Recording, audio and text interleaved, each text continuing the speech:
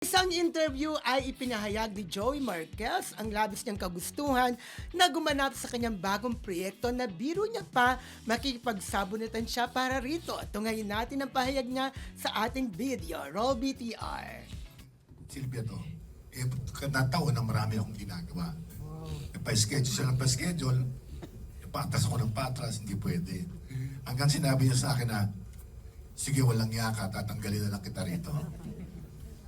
Isa lang po sinabi ko sa kanya, subukan mo magsasabunutan tayo sa kalye. Sabi ko.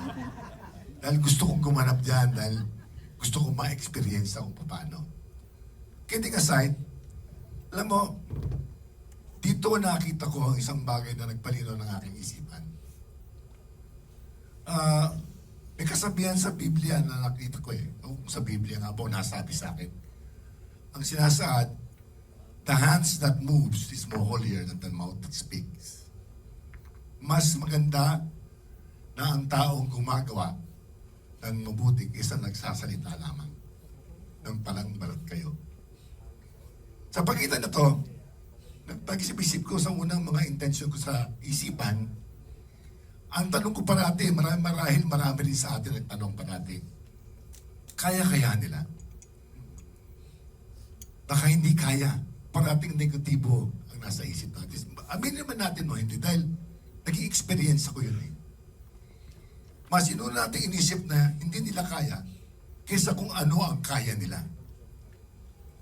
Hindi ito na pagbago ng aking isipan.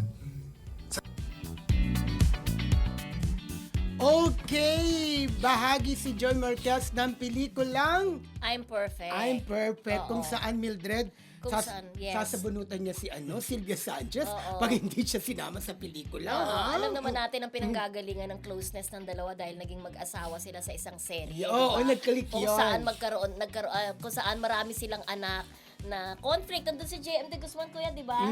Oo, at saka si Greatest Kira. Love ba yun? Hindi Hindi, Greatest yung Love. isa. Kira Ballinger, di ba? Hindi yung Yung isa. about nanay. Oo, about family, 'di ba? Yung marami siyang anak. So sabi nga ni lahat ng artista actually nagsalita diyan, 'di ba?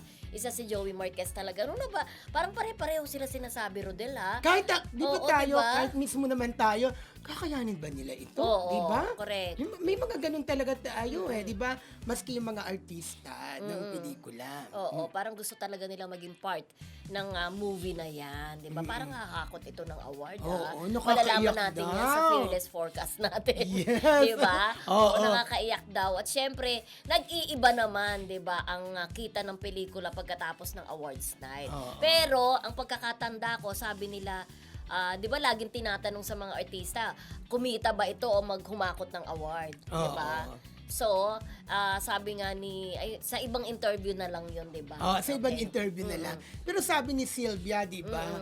Handa na. Parang dahil sa sobrang naganda siya sa pelikula, parang nire-ready na niya yung awards night, no? Nagre-ready na sila sa awards night. Correct, Yan. oo. At palabas na po tomorrow ang I'm Perfect sa buong sinihan nationwide. Sa mga Yes. sinihan pala nationwide.